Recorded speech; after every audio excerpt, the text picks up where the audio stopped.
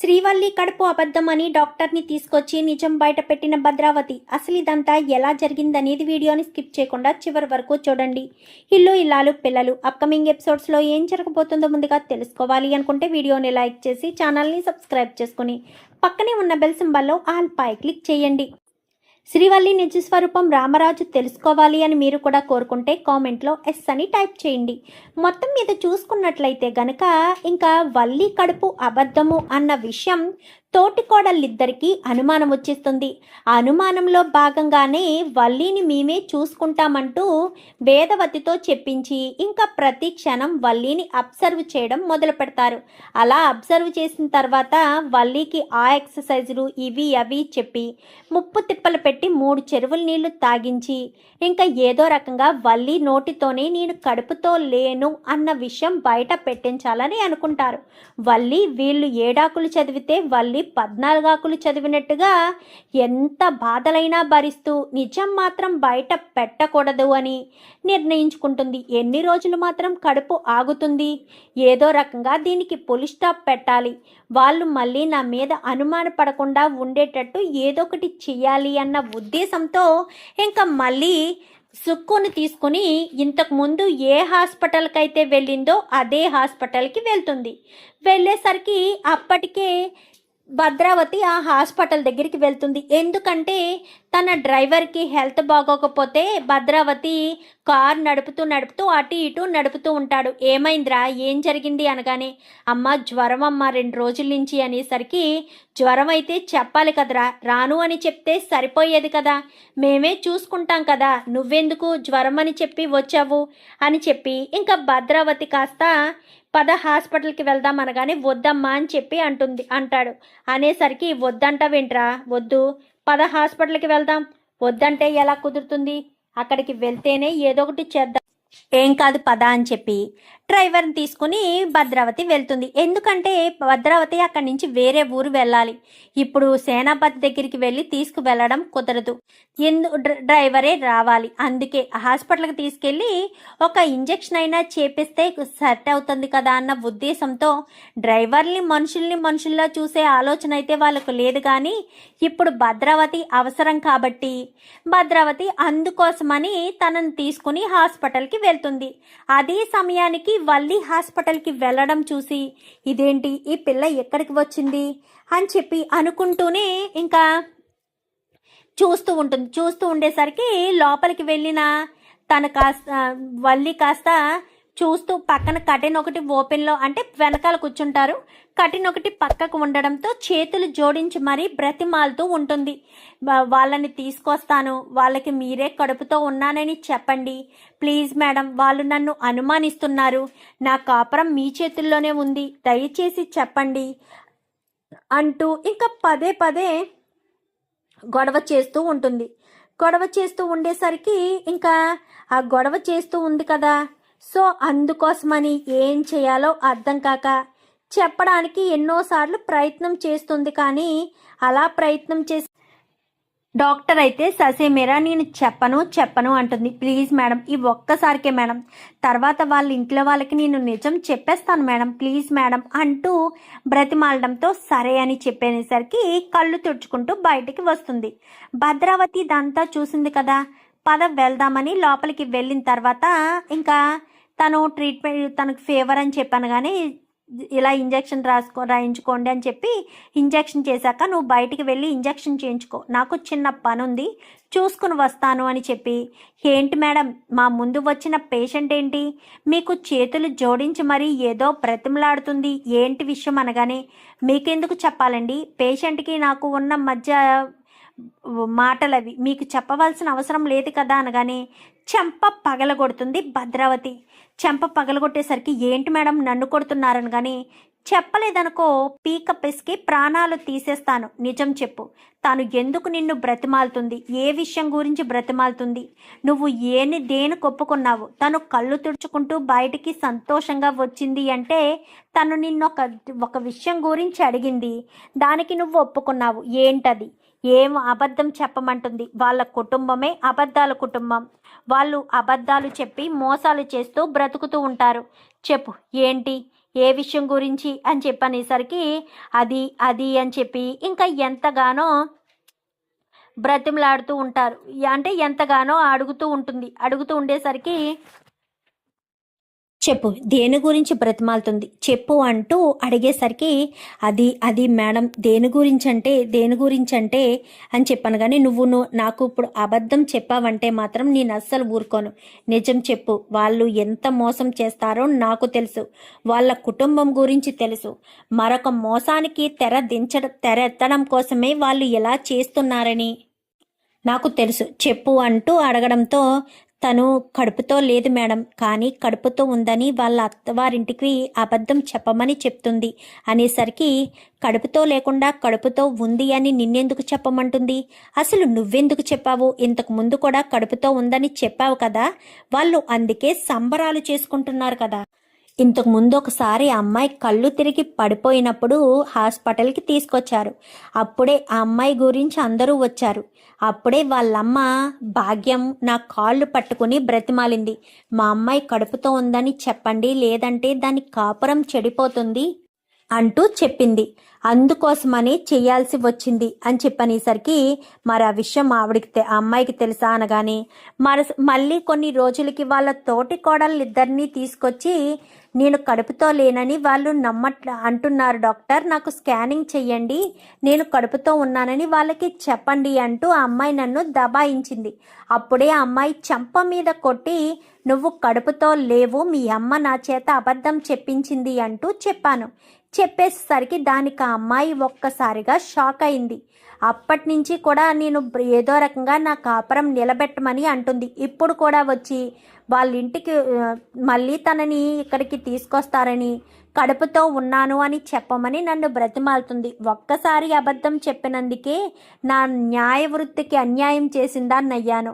ఒకవేళ ఈ హాస్పిటల్ కాకుండా వేరే హాస్పిటల్కి ఎక్కడికైనా వెళ్ళి చెకప్ చేయిస్తే అప్పుడు నేను అబద్ధం చెప్పినట్టు అందరూ నా మీద యాక్షన్ తీసుకుంటారు.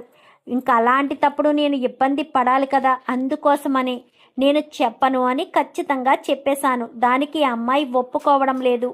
చెప్పండి అంటూ బ్రతిమాలుతుంది అని చెప్పనేసరికి మరి ఇప్పుడు ఏం చేద్దాం అనుకుంటున్నారు అనగానే అదే నాకు అర్థం కావట్లేదు మేడం, ఈ అబద్ధం ఎన్నిసార్లు చెప్పుకుంటూ పోవాలి?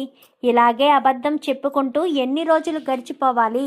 ఏదో ఒక రోజు తను కడుపుతో లేదన్న విషయం బయట పడిపోతుంది కదా, అలా బయట పడిపోతే తనకి ప్రాబ్లం అవుతుంది కదా. ఆ విషయం ఆ అమ్మాయికి ఎంత చెప్తున్నా అర్థం కావట్లేదు. ఈ రోజుకి మాత్రమే తను చూసుకుంటుంది తప్ప తర్వాత ఎలా ఉంటుందో ఎలా గడుస్తుందో అనేది అర్థం కావట్లేదు తనకి. ఏం చేయాలో నాకు తెలియడం లేదు మేడం అని చెప్పి మాట్లాడేసరికి సరే నేను చూసుకుంటాను, నేను చెప్పినట్టు చెయ్యి అనగానే చెప్పండి మేడం అని చెప్పనగానే ఏమాత్రం తేడా వచ్చినా తను బ్రతిమలాడింది అని నువ్వు కనికరించినా నేను అస్సలు ఒప్పుకోను. ఇప్పుడు నువ్వు నాకు చెప్పిన ఇదే నిజం వాళ్ళ ఇంటికి వెళ్ళి మరీ చెప్పాల్సిందే, లేదంటే మాత్రం నేను అస్సలు ఊరుకోనంటూ భద్రావతి కాస్త చెప్తుంది. అది కాదు మేడం, తన కాపురం అనేసరికి అదంతా నీకు అనవసరం. నేను ఏదైతే నీకు చెప్తున్నానో అది మాత్రమే చెయ్యి, అంతకు మించి నువ్వు ఏం చేయడానికి వీల్లేదు. అర్థమవుతుందా? అర్థం చేసుకో. పదే ఈ విషయం గురించి నేను నీకు ఫోన్ చేసి అప్డేట్ ఇస్తూ ఉంటాను. నువ్వు ఎప్పుడు రావాలో కూడా నేను చెప్తాను. ఆ సమయంలో 10 నిమిషాల్లో నువ్వు నేను పెట్టిన లొకేషన్కి వచ్చేయాలి అని చెప్పనగానే సరేనని ఇంకా డాక్టర్ కాస్త చెప్పి అక్కడి నుంచి భద్రావతి వెళ్ళిపోతుంది. ఇంకా డ్రైవర్ని తీసుకుని తను వెళ్ళాలనుకున్న చోటికి వెళ్ళి అక్కడ పని పూర్తి చేసుకుని ఆ మరుసటి రోజు ఉదయాన్నే తిరిగి వస్తుంది భద్రావతి. ఇంటికి రావడంతో సేన మనకు ఒక మంచి శుభవార్తరా, రామరాజు ఇంట్లో మళ్ళీ గొడవ రేకెత్తించడానికి మంచి ఆలోచన, మంచి శుభవార్త ఒకటి వచ్చింది అనేసరికి దేని గురించి అన్నయ్య ఏమంటున్నావు అనగానే రారా చెప్తాను అంటూ మొత్తం విషయం అంతా చెప్పుకొస్తుంది భద్రావతి. అయితే ఇంకా అలా చెప్పిన తర్వాత ఏంటి అక్క ఏం మాట్లాడుతున్నావు, నిజంగానే వాళ్ళ పెద్ద కోడలు కడుపుతో లేదా అంటూ సేనాపతి అనగానే లేదురా అంటూ మొత్తం ముగ్గేసి ఇంకా మొత్తం విషయం అంతా అంటే క్లారిటీగా వివరించి మొత్తం చెప్తుంది. డాక్టర్ చెప్పిందంతా. ఇప్పుడు ఏం చేద్దాం అనుకుంటున్నావు అక్క అనగానే రారా చెప్తాను, రే రామరాజు అనుకుంటూ పిలుచుకుంటూ వెళ్తుంది. ఏంటి మళ్ళీ నా ఇంటి మీదకి ఎందుకు వచ్చావు? పదే పదే నా ఇంటి మీదకి రావడం తప్ప నీకు వేరే పనే లేదా అంటూ రామరాజు అనగానే, ఇప్పుడు నేను వచ్చింది ముఖ్యమైన పని మీదేరా. నీ కుటుంబాన్ని ఎలా సర్వనాశనం చేయాలా, ఏ రకంగా సర్వనాశనం చేయాలా అని ఎప్పటికప్పుడు ఎదురు చూస్తూ ఉంటాను కదా, ఆ ముఖ్యమైన పని మీదే వచ్చాను అని చెప్పనేసరికి, ఏంటి నా కుటుంబాన్ని సర్వనాశనం చేయడం ఏంటి? నా కుటుంబాన్ని నేను ఏం చేశాను? నువ్వు చేయకపోవచ్చు రామరాజు, నీ కుటుంబంలో వాళ్ళు ఎవరొకరు ఏదో ఒక తప్పు చేస్తూ ఉంటారు కదా. అయినా నువ్వు చాలా తెలివి తక్కువ వాడివి రామరాజు. అందరి చేతుల్లో ఇట్టే మోసపోతావు. నీ కోడల విషయంలో కూడా నువ్వు అలాగే మోసపోయావు అని చెప్పనేసరికి, నా కోడల విషయంలో నేను మోసపోయానా? అవును రామరాజు, ఎందుకంటే నీ కోడల విషయంలో నువ్వు మోసపోయావు. ఎందుకు అని నువ్వు అనుకోవచ్చు. నీ కోడలు కడుపుతో ఉందని తెగ సంబరపడిపోతూ సంబరాలు చేసుకున్నావు కదా. నిజానికి నీ కోడలు కడుపుతో లేదు అన్న విషయం నీకు తెలిస్తే నువ్వు తట్టుకోగలవా? అస్సలు తట్టుకోలేవు కదా. నీ ఇంటికి 3వ తరం వారసుడో వారసురాలో రాబోతున్నారని తెగ సంబరపడిపోతూ భూమి మీద కాలు కూడా నిలబడట్లేదు నీకు. అసలు నీ కోడళ్ళు ముగ్గురులో ఏ ముగ్గురు కూడా కడుపుతో లేరు అన్న విషయం నీకు తెలిసింది. కడుపుతో లేరు అన్న విషయం నీకు తెలుసా? తెలీదు. కానీ కడుపుతో ఉంది నీ పెద్ద కోడలు అని తెగ సంతోషపడిపోతున్నావు. నీ పెద్ద కోడలు అసలు కడుపుతోనే లేదు. నీ పెద్ద కోడలికి కడుపే లేదు. అది నువ్వు గుర్తించడం మానేస్తున్నావు అని చెప్పి మాట్లాడేసరికి, ఏమంటున్నావు? నా పెద్ద కోడలు కడుపుతో లేదని నువ్వెలా చెప్తావు? ఖచ్చితంగా నా పెద్ద కోడలు కడుపుతో ఉంది అనగానే, ఏంటి నీ పెద్ద కోడలు కడుపుతో ఉందని నువ్వంత గట్టిగా ఎలా చెప్తావు? అసలు తను కడుపు వస్తే కదా కడుపుతో ఉండడానికి. వాళ్ళు ప్రతి క్షణం మోసం చేస్తూనే ఉంటారు. అలాంటిది ఇప్పుడు మోసం చేయరా ఏంటి? నీ పెద్ద కోడలు నీతి నిజాయితీగా ఉంటుంది అని అనుకుంటున్నావా? తను నీ కొడుకుని పెళ్లి చేసుకున్నప్పటి నుంచి చెప్పినవన్నీ అబద్ధాలే, చేసినవన్నీ మోసాలే. వాళ్ళదే పెద్ద అబద్ధపు బ్రతుకు. ఆ విషయం మీకు అర్థం కావట్లేదు. ప్రతి క్షణం అబద్ధాలాడుతూ మోసాలు చేస్తూ ప్రతి ఒక్కరిని ఇబ్బంది పెడుతూ వాళ్ళని వాళ్ళు ఇబ్బంది పెట్టుకుంటూ ప్రతి క్షణం ఉండే వీళ్ళు నిన్ను మోసం చేయలేదు అని ఎలా చెప్తావు? ఖచ్చితంగా మోసమే చేశారు. కానీ నువ్వు అది అర్థం చేసుకోకుండా ఎందుకో వాళ్ళు నిన్ను ఏమీ మోసం చేయలేదని తెగ సంబరపడిపోతున్నావు. నీ పెద్ద కోడలు ఎంత అబద్ధాలాడిందో తెలుసా? కడుపుతో ఉందని చెప్పింది అని అంటున్నావు కదా, కడుపు లేదని నిరూపిస్తాను. మరి ఏం చేస్తావు? నాకు క్షమాపణ చెప్తావా? ఈ ఊరు వదిలి వెళ్ళిపోతావా అంటూ మాట్లాడడంతో, ఏంటి భద్రావతి ఏమంటున్నావు? ఇది నా సొంత ఇల్లు. నా సొంత ఇంటిని వదిలి నేనెందుకు వెళ్ళిపోతాను? క్షమాపణ చెప్పమన్నావు కదా, క్షమాపణ చెప్తాను సరేనా? నా పెద్ద కోడలు కడుపుతో లేదు అని నీకెలా నిరూపణ అయింది? చెప్పు అనగానే, మామయ్య గారండి అని చెప్పి వల్లి అనేసరికి, ఉండమ్మా, నువ్వు కడుపుతో లేవని అంత గట్టిగా ఆవిడ ఎందుకు చెప్తుంది? నువ్వు ప్రెగ్నెంట్వే కదా. మరి ప్రెగ్నెంట్ అయినప్పుడు తన కడుపుతో లేదని అలా ఎలా చెప్పగలుగుతుంది? లేదు, తను కడుపుతోనే ఉందనగానే నిరూపిస్తాను, ఒక్క నిమిషం అని చెప్పి డాక్టర్ని పిలిచేసరికి డాక్టర్ కాస్త వస్తుంది. ఏంటి డాక్టర్, ఏం మాట్లాడరేంటి? మీరేంటి భద్రావతి గారు పిలిస్తే వచ్చారు? మీరే కదా నా భార్య కడుపుతో ఉందని చెప్పింది. ఈ భద్రావతి గారికి వినిపించేటట్టు చెప్పండి, నా భార్య కడుపుతో ఉందని చెప్పండి అని చెప్పనేసరికి, చూడండి సార్, చూడండి, మీ భార్య కడుపుతో ఉందని నేను చెప్పడం కాదు, తను అసలు కడుపుతోనే లేదు. ఆ విషయం మీకు అర్థమయ్యేటట్టు ఎలా చెప్పాలి? ఆల్రెడీ మీకు కడుపుతో ఉందని చెప్పి తప్పటికే తను అబద్ధం నా చేత చెప్పించింది. అబద్ధం చెప్పించడం ఏంటి డాక్టర్, ఏం మాట్లాడుతున్నారు అని రామరాజు అనగానే, అవునండి, కళ్ళు తిరిగి పడిపోయిన ఈ అమ్మాయిని తీసుకొచ్చి హాస్పిటల్లో జాయిన్ చేశారు. ఇలా హాస్పిటల్లో జాయిన్ చేసిన తర్వాత ఆవిడ వచ్చింది. మొత్తం చెక్ చేసిన తర్వాత తను ప్రెగ్నెంట్ కాదు అని చెప్పాను. అయ్యో, తను ప్రెగ్నెంట్ కాకపోతే తన కాపురం చెడిపోతుందని, తన భర్త మంచివాడు కాదని, తను తల్లి కాబోతే పుట్టింటికి పంపించేస్తాడు అని చెప్పింది. అందుకోసమని నేను ఏం చేయాలో అర్థం కాక వాళ్ళమ్మ నా కాళ్ళు పట్టుకుని బ్రతిమాలడం వల్లే కడుపుతో ఉన్నదని చెప్పాను. కానీ అప్పటికి ఆ విషయం ఆ అమ్మాయికి తెలియదు. ఆ అమ్మాయి సర్లే అని ఇంకా ఆ అమ్మాయికి కూడా చెప్పలేనట్టుంది. తర్వాత ఒక 3 రోజులు పోయిన తర్వాత తన తోటి కోడళ్ళిద్దరిని తీసుకొచ్చి, డాక్టర్ నాకు స్కాన్ చెయ్యండి, నేను కడుపుతో ఉన్నానని నా తోటి కోడళ్ళకి చెప్పండి, నా తోటి కోడళ్ళు నేను కడుపుతో లేనని అనుమానపడుతున్నారు అంటూ చెప్పడంతో నేను వాళ్ళని బయటికి పంపించి ఆ అమ్మాయి చెంప పగలగొట్టి మరీ నిజాన్ని చెప్పాను. నువ్వు కడుపుతో ఉన్నావన్న విషయం ఎవరు చెప్పారు నీకు? అసలు నువ్వు ప్రెగ్నెంట్వి కాదు, మీ అమ్మ నా కాళ్ళు పట్టుకుని బ్రతిమలాడడం వల్లే నువ్వు ప్రెగ్నెంట్వి అని నేను చెప్పానే తప్ప నువ్వు ప్రెగ్నెంట్వి కాదు. ఆ విషయం నీకు అర్థం కావట్లేదు. నీకు తెలీదా? కడుపుతో ఉన్న వాళ్ళకి కడుపుతో లేని దానికి తేడా నీకు తెలియడం లేదా? నువ్వు కడుపుతో లేవమ్మాయి అని ఆ అమ్మాయికి చెప్తే, నా కాపరాన్ని నిలబెట్టండి, నేను ఏదో ఒక రోజు మా ఇంట్లో వాళ్ళకి నా భర్తకు నిజం చెప్పేస్తానని తను కూడా బ్రతిమలాడడంతో వేరే వాళ్ళ స్కానింగ్ రిపోర్ట్ని కాస్త తన చేతికిచ్చి పంపించాను. ఆ స్కానింగ్ రిపోర్ట్తో మ్యాచ్ అవుతుంది అని ఇక్కడతో ప్రాబ్లం ఉండకూడదు, నాకే విషయం చెప్పకూడదు అని చెప్పాను. కానీ ఆ అమ్మాయి నిన్న మధ్యాహ్నం వచ్చింది. అలా తను వచ్చిన తర్వాత ఈ భద్రావతి గారు చూశారు.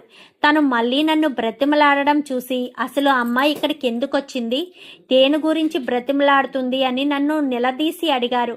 నిలదీసి అడిగినప్పుడే నేను చెప్పాను, తను కడుపుతో లేకుండానే కడుపుతో ఉన్నానని అబద్ధం చెప్పమంది డాక్టర్, అందుకే నేను చెప్పడానికి నిరాకరించాను అని చెప్పాను.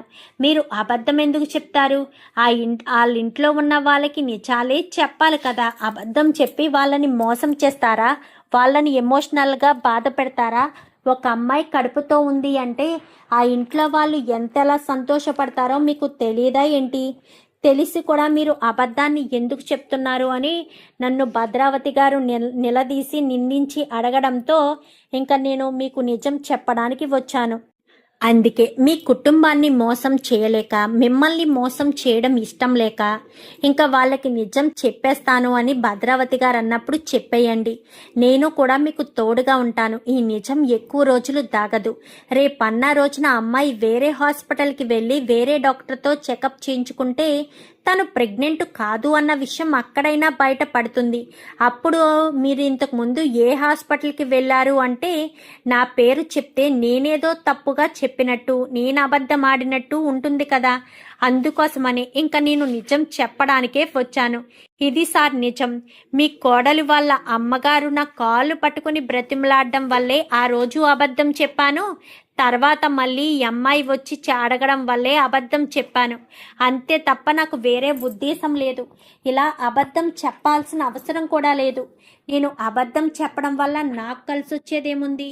ఎదుటి వాళ్ళు కడుపుతో ఉన్నారు అంటే ఉన్నారు అని చెప్పి వాళ్ళ ముఖంలో సంతోషం చూస్తాను, కానీ అబద్ధం చెప్పడం వల్ల వచ్చే సంతోషాన్ని చూసి నేను అది శాశ్వతంగా ఉంటుందని అస్సలు అనుకోను అంటూ మాట్లాడేసరికి సారీ డాక్టర్, క్షమించండి అనగాని, నేను మిమ్మల్ని మోసం చేయాలనేది నా ఉద్దేశం కాదు, మీకైతే నిజం చెప్పేశాను, ఇంకా నేను వెళ్ళి వస్తాను అని చెప్పి అక్కడి నుంచి కాస్త వెళ్ళిపోతుంది ఆ డాక్టర్. అయితే వెళ్ళిపోయేసరికి భద్రావతి, ఏంటి రామరాజు, నీ ఇంట్లో ఉన్న నీ కోడళ్ళే అబద్ధం చెప్పారా? నీ పెద్ద కోడలు, ఇంటికి పెద్ద కోడలు కడుపుతో ఉంది అని తెలియడంతో తెగ సంబరపడిపోయావు కదా. తెగ సంబరపడిపోయి సంబరాలు సెలబ్రేషన్స్ తెగ చేసుకున్నావు. ఇప్పుడు తీరా మోసి చూస్తే నీ కోడలు కడుపుతో లేదు అన్న విషయం తెలిసింది కదా. గుండాగినంత పనయిందా? అబద్ధం చెప్పింది నీ కోడలు అని నువ్వు అనుకుంటున్నావు కదా. నీ కోడలు నీకు అబద్ధం చెప్పి బాగానే మోసం చేసింది కదా అంటూ మాట్లాడేసరికి, అది కాదండి, అది కాదు, నువ్వు వెళ్ళి చెప్పేశావు కదా, ఎందుకు ఇంకా ఇక్కడ గుచ్చి అడుగుతూ ఉంటావు అనగా అని ఇంకా వేదవతి అంటుంది. ఏంటి వేదవతి, నీ భర్త గుండాగినంత పనైనట్టుంది. 3వ తరం వారసుడు రాబోతున్నాడని తెగ సంబరపడిపోయాడు కదా. సంబరాలు అంబరాన్ని అంటాలని కడుపుతో ఉందనగానే తెలియడంతో పల్లకీలో మోసుకురావడం తెగ హడావిడి చేశారు. ఇప్పుడేమైంది? నీరు కారిపోయిందా? నిజం అబద్ధమని తేలిపోయిందా?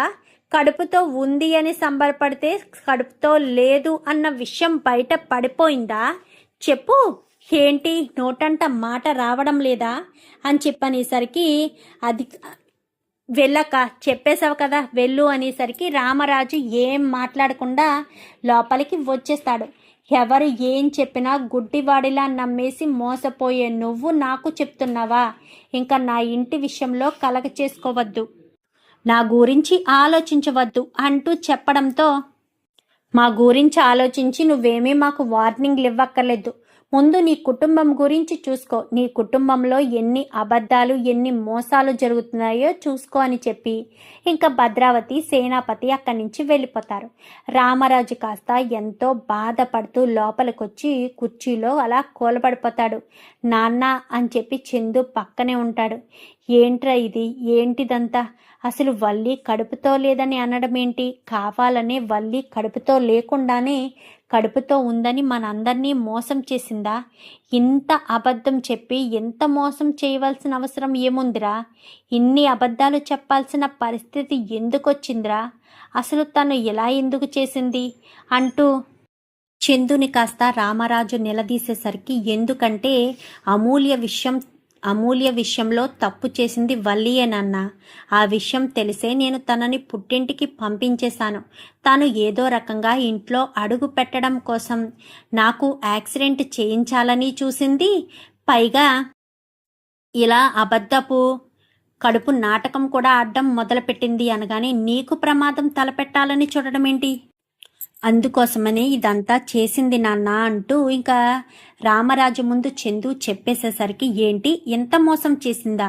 నీ ప్రాణాలు తీయాలని చూడడం ఏంట్రా అని చెప్పనగానే, ఏం చేస్తాను నాన్న, మోసాలు చేసి అబద్ధాలు చెప్పి మరీ నా లైఫ్లోకి వచ్చింది కదా, వాళ్ళ పుట్టింట్లో ఉండడం కంటే ఎక్కడ ఉండడమే మంచిదని అనుకున్నట్టుంది. అందుకోసమని ఇలా చేసింది నాన్న అని చెప్పి మొత్తం విషయం చెప్పేసరికి ఇంకా ఏం మాట్లాడాలో అర్థం కాదు రామరాజుకి. అది కాదు మామయ్య గారండి అనగానే, ఒక్క క్షణం కూడా నువ్వు ఇంట్లో ఉండద్దమ్మా, తక్షణమే వెళ్ళిపో. నా కూతురు జీవితాన్ని నాశనం చేసి నా కొడుకు జీవితాన్నే సర్వనాశనం చేయాలని చూసి ప్రాణాలు తీయడానికి కూడా వెనకాడని నువ్వు ఇంకా నా ఇంట్లో ఉండడానికి వీల్లేదు. నా ఇంటి నుంచి నా కొడుకు జీవితంలోంచి తక్షణమే వెళ్ళిపో.